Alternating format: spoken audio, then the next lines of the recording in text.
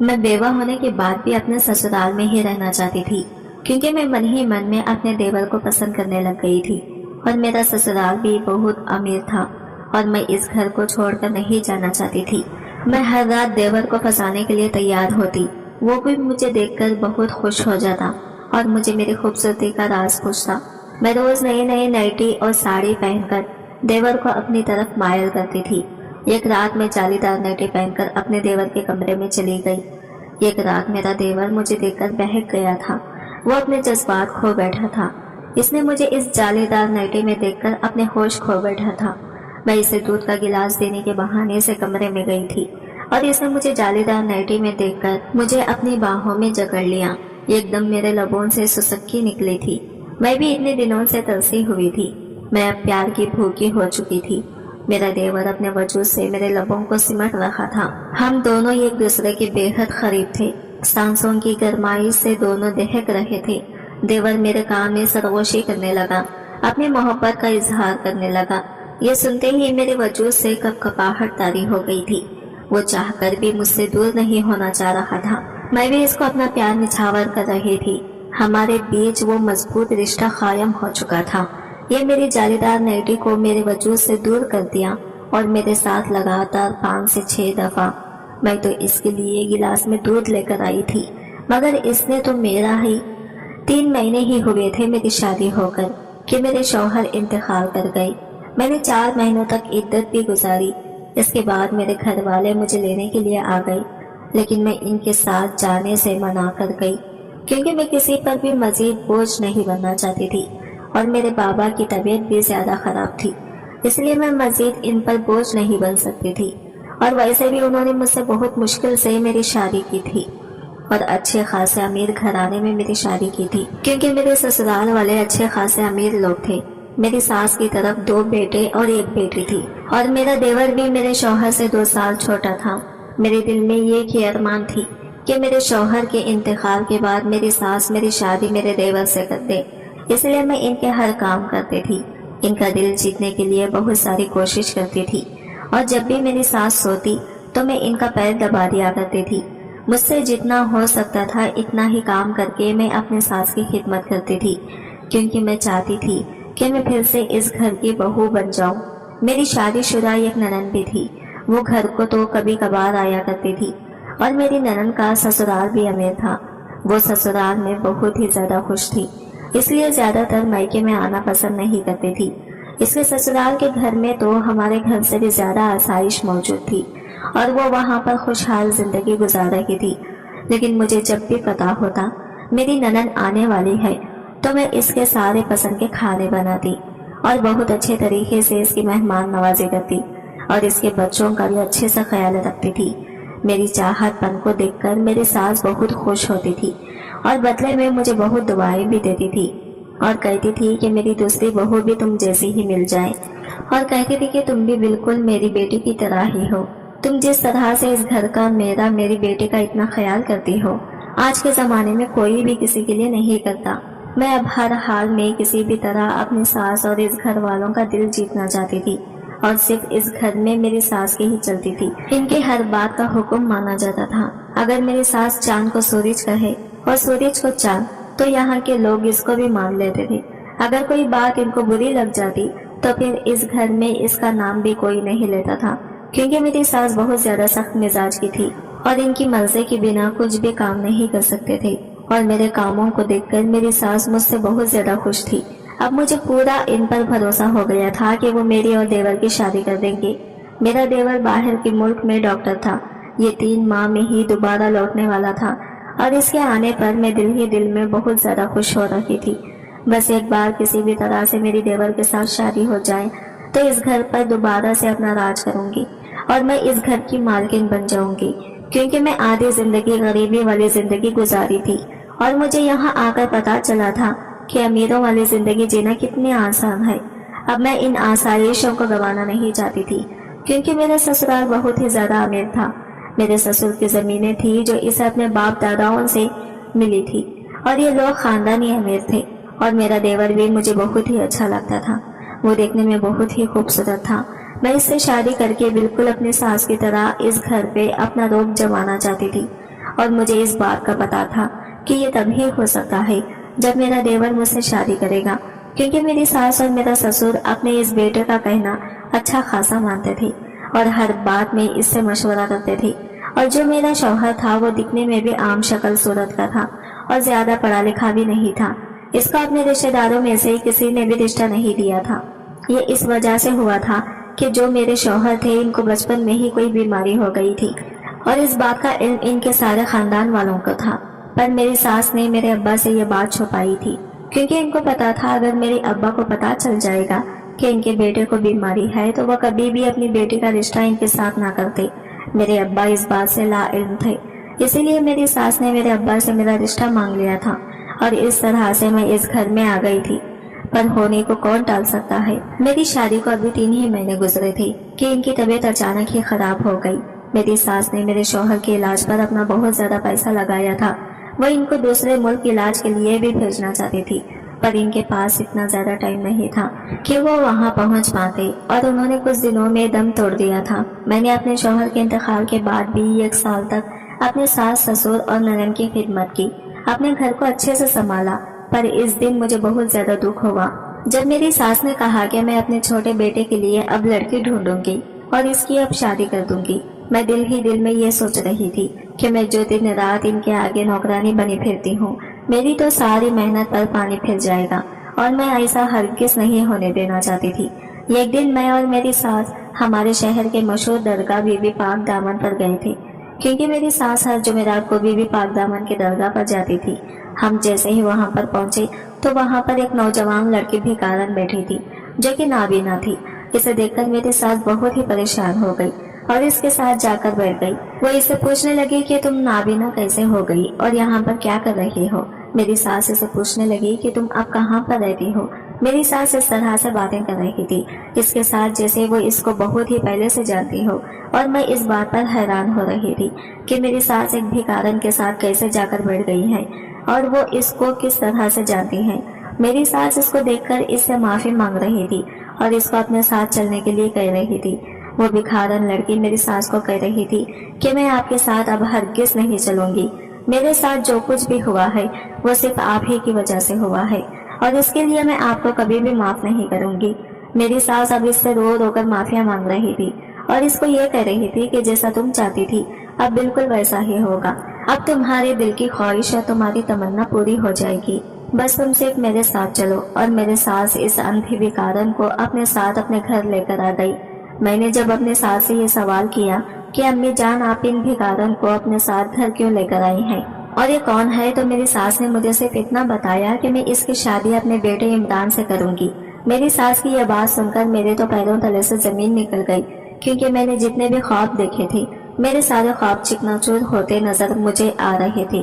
میری ساس نے مجھے یہ بات بتا کر آگے سے بول دیا کہ اس بارے میں مزید مجھ سے اب کوئی بھی سوال نہیں کرے گا۔ مجھے تو میری ساس کی اس بات پر حیرت ہو رہی تھی کہ وہ یہ کندھی لڑکی سے جو کہ بھکارن ہے اپنے ڈاکٹر بیٹے کی شادی کیسے کر سکتی ہے، اور مجھے یہ بھی لگ رہا تھا کہ میرا دیور تو اسے دیکھ کر اسی وقت ٹھکرا دے گا، کیونکہ وہ لندن میں پڑھتا تھا اور اس کی پسند بھی کوئی اچھی خاصی ہو سکتی ہے۔ وہ ایک بھکارن اور اندھی لڑکی سے کیسے شادی کرے گا؟ مجھے تو میری ساس کی سوچ پر ہی حیرت ہو رہی تھی۔ کچھ ہی دنوں میں میرا دیور واپس آ گیا اور میری ساس نے شادی کی تیاریاں شروع کر دی۔ میری ساس نے میرے دیور کو شادی کے بارے میں بتا دیا تھا، لیکن یہ نہیں بتایا تھا کہ اس نے اس کے لیے جس لڑکی کا انتخاب کیا ہے وہ لڑکی اندھی ہے۔ میں نے بہت ہی کوشش کی تھی کہ اپنے دیور کو کسی طرح سے یہ بات بتا سکوں کہ آپ کی ماں نے ایک بھکارن لڑکی چنی ہے آپ کے لیے، پر میری ساس نے سختی سے منع کر دیا تھا کہ عمران کو اس بات کے بارے میں پتہ نہیں لگنا چاہیے کہ اس کی شادی کس کے ساتھ ہو رہی ہے۔ جب نکاح کا وقت ہو گیا اور میرا دیور اس لڑکی کو دیکھ کر بہت زیادہ خوش ہوا تو میں یہ دیکھ کر حیران ہونے لگی کہ آخر میرا دیور اتنا خوش کیوں ہے۔ یہ کندھی لڑکی اس کی بیوی بننے جا رہی ہے اور پھر بھی وہ بہت زیادہ خوش ہے۔ میری پریشانی میں مزید اضافہ ہوتا جا رہا تھا کیونکہ مجھے کچھ بھی سمجھ میں نہیں آ رہا تھا۔ میرے دیور کا اس اندھی لڑکی کے ساتھ نکاح ہو گیا اور میری آنکھوں کے سامنے وہ اپنی بیوی کا ہاتھ پکڑ کے اپنے کمرے میں چلا گیا اور میرے سارے خواب دھر کے دھرے رہ گئے۔ मेरी सास ने मुझे हुक्म दिया कि मेरे देवर और देवरानी की सारी जिम्मेदारी मुझे ही उठानी होगी, क्योंकि वो अंधी है, इसे कुछ भी नजर नहीं आता। इसलिए इनके खाने पीने से लेकर इनके हर काम की जिम्मेदारी मुझ पर डाली गई थी। और मुझसे यह बात बिल्कुल भी बर्दाश्त नहीं हो रही थी कि मैंने पहले तो अपनी सास की खिदमतें की इस घर में, और फिर देवरानी की नौकरी देती फिरूं। मैंने हिम्मत करके सास के साथ आज बात करने का फैसला कर लिया और इसके कमरे में चली गई। मैंने सास से पूछा कि आपने मेरे बारे में आखिर क्या सोचा है? आप कब तक मुझे अपने घर में इसी तरह नौकरानी बनाकर रखेंगी? पहले तो सिर्फ आप थी, अब तो आपने ये कंधी लड़की को भी मेरे सर पर आकर बिठा दिया है। आप मेरे शौहर की माँ थी, इसलिए मैं आपकी खिदमत अपनी दिलो जान से करती थी, पर मैं इस अंधे भिखारन की नौकरी नहीं दे सकती। मेरी सास ने मुझे कहा कि अगर मेरे पास बैठ जाओ, मैं तुम्हें बताती हूँ कि वो कौन है। मुझे मेरी सास अब बिल्कुल भी अच्छी नहीं लग रही थी। मेरा दिल नहीं कर रहा था कि मैं इसके पास जाऊँ। मेरा दिल कर रहा था कि मैं इसी वक्त इस घर से चली जाऊँ, क्योंकि मैं अपने हर मकसद में नाकाम हो गई थी और मुझे इनकी कोई भी बात मजीद सुननी नहीं थी। पर मैं ऐसा कुछ भी नहीं कर सकती थी। मुझे मजबूरन अपनी सास के पास जाकर बैठना पड़ा। मेरी सास ने मुझे बताया कि जब इमरान लंदन नहीं गया था, ये तब की बात है। इसने मुझे बताया कि ये लड़की हमारे मोहल्ले में रहती थी और इमरान इसको बहुत ही पसंद करता था। ये लड़की भी इमरान को बहुत पसंद करती थी। इमरान ने मुझे काफी बार कहा था कि मैं इसका रिश्ता लेकर इनके घर चले जाऊं, पर वो हमसे थोड़े गरीब लोग थे और मैं इमरान का रिश्ता बहुत ही अमीर खानदान में करना चाहती थी, जो कि मेरी टक्कर का होना चाहिए। इमरान ने मुझे बहुत ही समझाया कि इंसान की खुशियों के आगे पैसे का कोई भी मोल नहीं होता, पर मुझे ये बात समझ में नहीं आई थी। मैं इस लड़की के माँ बाप के घर गई थी और इनको कहा था कि अपनी बेटी को समझाऊं कि मेरे बेटे से दूर हो जाए, वरना आपके साथ अच्छा नहीं होगा। मैं जानती हूँ कि आपकी सारी नजर मेरे पैसों पर और मेरी जायदाद पर है, इसलिए आपने अपनी बेटी को मेरे बेटे को फंसाने के बारे में कहा है, पर जैसा आप चाहते हैं वैसा बिल्कुल भी नहीं होगा। मैं ऐसा हरगिज नहीं होने दूंगी। इस लड़की की माँ मुझे रो रो कर कह रही थी कि हमने अपनी बेटी को ऐसा कुछ भी नहीं कहा। हम गरीब लोग हैं पर इज्जत वाले हैं। आप यहाँ आकर इस तरह से तमाशा करेंगे तो मोहल्ले में हमारी क्या इज्जत रह जाएगी। मेहरबानी करके आप यहाँ से चली जाएं। इस औरत ने मुझे कहा था कि मैं आज के बाद अपनी बेटी को आपके बेटे से मिलने नहीं दूंगी। आप बेफिक्र हो जाएं। इस वक्त जब मैं इनके घर गई और इनको इतनी सारी बातें सुनाकर आई थी, तो इनके घर के बाहर काफी लोग जमा हो गए थे और सारे मोहल्ले को इस तमाशे के बारे में पता चल गया था। इस लड़की की माँ बेचारी तो बहुत ही शर्मसार हो रही थी और बहुत ही ज्यादा रो रही थी। जब मैं घर वापस आई तो इमरान मुझसे बिल्कुल बात नहीं कर रहा था। मैंने इसको खाना खाने के लिए बुलाया, पर इसने खाना खाने से भी मना कर दिया। इमरान की ये बेरुखी मुझसे बिल्कुल भी बर्दाश्त नहीं हो रही थी, क्योंकि इससे पहले कभी भी ऐसा नहीं हुआ था कि इमरान मुझसे बात ना करे और मेरी किसी बात का जवाब ना दे। इमरान तो मेरा इतना फरमाबरदार बेटा था, जो मेरे ये पुकार से भागा हुआ मेरे पास आ जाता था, और ये सब इसी वजह से हो रहा था क्योंकि इसको इस लड़की ने फोन करके बता दिया था कि मैं इनके घर गई थी और इनके माँ बाप को सारे मोहल्ले के सामने बेइज्जत करके आ गई हूँ। अगली सुबह को इमरान जब घर से बाहर जा रहा था और मैंने इससे पूछा कि कहाँ जा रहे हो, तो इसने मुझे बताया कि मैं शहजीन से मिलने जा रहा हूँ। मैंने इसको बहुत ही रोका। मैंने इसको कहा कि मैं इस गरीब लड़की से तुम्हारी शादी हरगिज नहीं कराऊंगी। इसकी नजर सिर्फ तुम्हारी दौलत पर है, जो तुम्हें नजर नहीं आ रहा। इमरान मेरी सारी बातें सुनकर बाहर चला गया और इसने मुझे किसी भी बात का जवाब नहीं दिया। थोड़ी ही देर के बाद जब वो वापस आया तो बहुत ही चिल्ला चिल्ला कर रो रहा था। वो अपने कमरे में चला गया और इसने वहां पर रखी हुई हर चीज तोड़ दी थी। मैंने इसके कमरे का दरवाजा बहुत ज्यादा खटखटाया, पर इसने मुझे ये जवाब तक नहीं दिया और खुद को कमरे में बंद कर दिया। इसने सारा दिन खाना नहीं खाया था और इमरान की यह हालत मुझसे बिल्कुल भी बर्दाश्त नहीं हो रही थी, क्योंकि मैं इसकी माँ थी। वो मुझे अपने दिलो जान से ज्यादा अजीज था। मेरा बड़ा बेटा तो पहले ही बीमार था, पर अब मैं अपना ये बेटा खोना नहीं चाहती थी। मैं कैसे भी करके इस लड़की और इसकी फैमिली को इस शहर से निकालना चाहती थी, क्योंकि मुझे ऐसा लगता था कि अगर वो यहाँ से चली जाएगी तो इमरान का राबिता इससे खत्म हो जाएगा और ये इस तरह ठीक हो जाएगा। इमरान ने इस दिन सारा दिन खुद को कमरे में बंद किया हुआ था और मैं फिर से इस लड़की के घर चली गई। मैंने इस लड़की के माँ बाप को कहा कि आप लोग इस शहर से कहीं दूर चले जाएं। इसके बदले में आप लोग मुझसे जितने भी पैसे लोगे मैं आपको देने के लिए तैयार हूँ। बस अपनी बेटी से कहो कि मेरे बेटे का पीछा छोड़ दें और इसकी जिंदगी से चली जाए। तो कमरे से निकलकर इस वक्त शहज़ैन बाहर आ गई اور مجھے کہنے لگی کہ اب بے فکر ہو جائیں، میں آپ کے بیٹے سے اب کبھی بھی نہیں ملوں گی۔ اس نے مجھے بتایا کہ آج بھی وہ اس سے ملنے آیا تھا اور اس کو اس نے واپس بھیج دیا اور اپنا رشتہ ہمیشہ کے لیے اس کے ساتھ ختم کر دیا ہے۔ شہزین نے اس وقت مجھے بتایا کہ یہ آپ کے پیسے ہمیں نہیں چاہیے، ہم تو پہلے ہی سوچ چکے ہیں کہ ہم یہ شہر آج رات ہی چھوڑ کر چلے جائیں گے۔ آپ کی بہت بڑی مہربانی ہوگی کہ آپ اپنے بیٹے کو سمجھائیں کہ وہ ہمارا پیچھا نہ کریں اور ہمیں سکون کی زندگی جینے دیں۔ آپ کا بیٹا ہی میرے پیچھے پڑا ہوا ہے، وہ تو ہمیشہ سے ہی مجھے کہتا تھا کہ میں شادی کروں گا تو صرف تم سے ہی کروں گا، پر میں نے اس کو کہہ دیا تھا کہ میں کبھی بھی تم سے شادی نہیں کروں گی، کیونکہ مجھے پتا تھا کہ آپ ایسا ہرگز نہیں ہونے دیں گی، کیونکہ آپ کو اپنے بیٹے کی خوشیوں سے زیادہ اپنے پیسے اور اپنے پیسے کے زور پر جو بنائی ہوئی ہے شان و شوکت عزیز ہے۔ آپ کے لیے اپنے بیٹے کی خوشیاں کوئی بھی معنی نہیں رکھتی۔ اور شہزین نے کہا کہ مجھے تو آپ کا بیٹا ہی ہمیشہ کہتا تھا کہ اپنی ماں کو سمجھانا میرا ذمہ ہے، اس کی فکر تم مت کرو، وہ میری ماں ہے، وہ میری خوشیوں کا خیال ضرور رکھے گی۔ شہزین نے مجھے اس وقت کہا کہ مجھے افسوس ہے کہ عمران اتنی بڑی غلط فہمی میں تھا کہ اس کی ماں کو اس کی خوشیاں عزیز ہیں، پر میں نے اس وقت شہزین کو کہا کہ مجھے سمجھانے کی یا کچھ بھی بتانے کی تمہیں ضرورت نہیں ہے، جتنا ہو سکے جلدی اس شہر سے نکل جاؤ۔ ایسا کہہ کر میں جب گھر آ گئی تو عمران کی حالت بہت ہی رو رو کر بگڑ گئی تھی۔ میں نے یہ سوچا تھا کہ یہ صرف کچھ ہی دنوں تک چلے گا اور کچھ دنوں کے بعد وہ شہزین کو بھول جائے گا، پر ایسا کچھ بھی نہیں ہوا تھا۔ عمران کی طبیعت دن بدن بگڑتی ہی جا رہی تھی، اس نے کھانا پینا بالکل ہی بند کر دیا تھا۔ ایک دن تو عمران بے ہوش ہو کر گر گیا اور صرف بے ہوشی میں شہزین کا نام ہی پکار رہا تھا۔ اس دن مجھے تھوڑا احساس ہوا تھا کہ کاش میں شہزین کے ساتھ اس کی شادی کر دیتی تو شاید آج میرے بیٹے کی یہ حالت نہ ہوتی۔ اس دن میرا بیٹا ہاسپٹل میں داخل تھا۔ جس دن عمران کو تھوڑا ہوش آیا تھا، اس دن وہ مجھے رو رو کر کہہ رہا تھا کہ امی مجھے شہزین کے پاس جانا ہے، خدا کے واسطے مجھے شہزین سے ملوا دی ایک بار، وہ مجھ سے ملنا نہیں چاہتی۔ عمران نے مجھے کہا کہ وہ اس سے ملنے بھی گیا تھا، پر اس نے اپنا ہر رشتہ اس کے ساتھ ختم کر دیا ہے، وہ اس سے ملنے سے انکار کر رہی ہے۔ عمران کو کیا خبر تھی کہ میں نے اس کو اس شہر سے ہی نکال دیا ہے۔ یہ تو اس دن کی بات کر رہا تھا جس دن وہ اس سے ملنے گیا تھا۔ اس دن کے بعد تو وہ لوگ یہ شہر ہی چھوڑ کر چلے گئے تھے۔ میں نے عمران کو کہا کہ بیٹا تم ٹھیک ہو جاؤ، جیسے ہی تم ٹھیک ہو جاؤ گے تو میں تمہارا رشتہ لے کر اس لڑکے کے گھر چلے جاؤں گی، میں تم سے وعدہ کرتی ہوں میں شہزین کی شادی تمہارے ساتھ کراؤں گی۔ یہ خبر سننے کے بعد عمران تھوڑا بہت خوش ہونے لگا اور کچھ ہی دنوں میں وہ بالکل ٹھیک ہو گیا۔ جب ہم گھر واپس آ گئے تو وہ گھر عمران پھر سے شہزین سے ملنے گیا اور بہت ہی مایوس ہوا۔ واپس آیا عمران نے مجھے آ کر بتایا کہ امی اب تو آپ بھی مان گئی تھی، اب تو آپ بھی راضی ہو گئی تھی کہ میری شادی آپ شہزین کے ساتھ کروائیں گی، پر پتہ نہیں کیوں شہزین اور اس کے گھر والے یہ شہر چھوڑ کر پتہ نہیں کہاں چلے گئے۔ ان کا نمبر بھی بن جا رہا ہے، اب میں ان کو کہاں ڈھونڈوں گا، پتہ نہیں وہ لوگ کہاں چلے گئے ہیں۔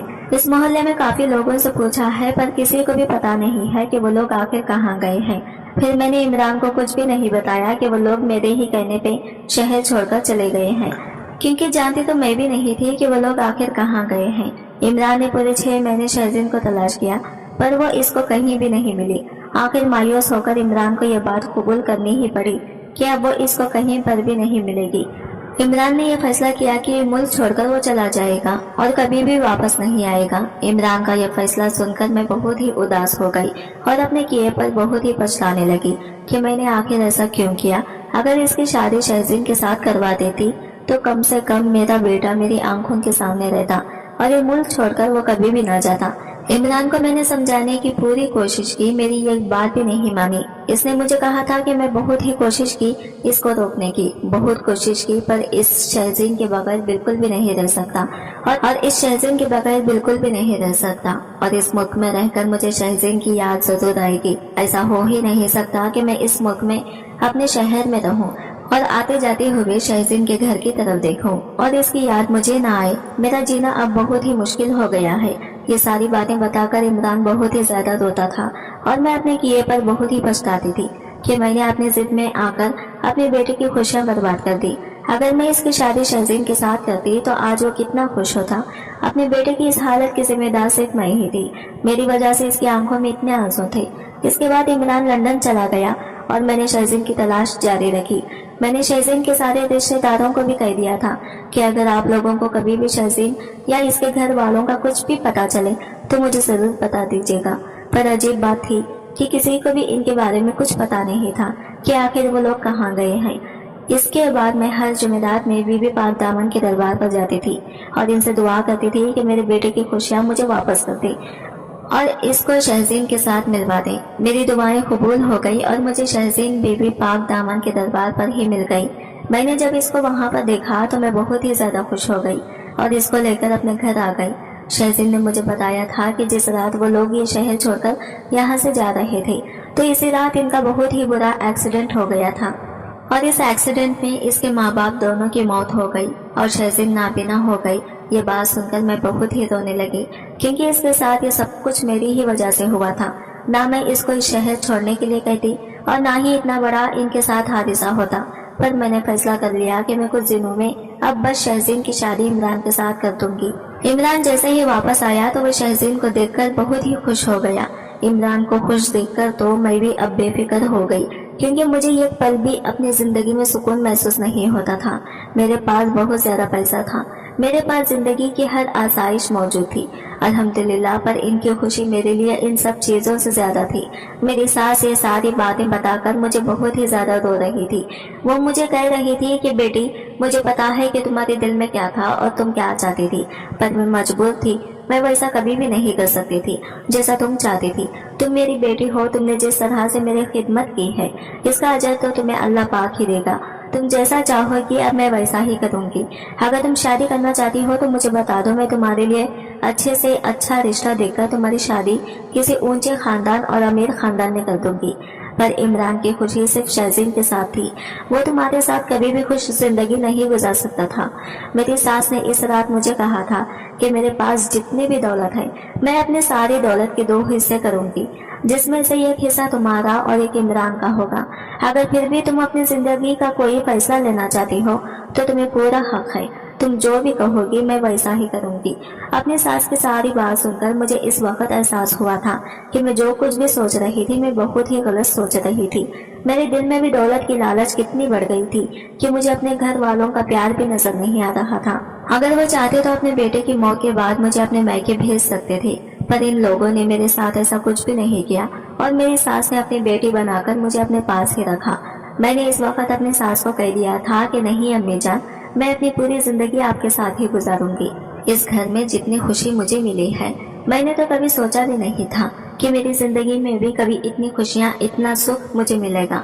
آپ نے جتنا کچھ مجھے دیا ہے میرے لیے تو یہ بھی بہت زیادہ ہے، مجھے مزید آپ خواہش نہیں ہے۔ میری ساس نے اس وقت مجھے گلے سے لگا لیا اور مجھے کہا کہ تم میری بیٹی ہو اور ہمیشہ ہی میری بیٹی رہو گی، اور اس بات سے مجھے بہت ہی زیادہ خوشی ملی تھی۔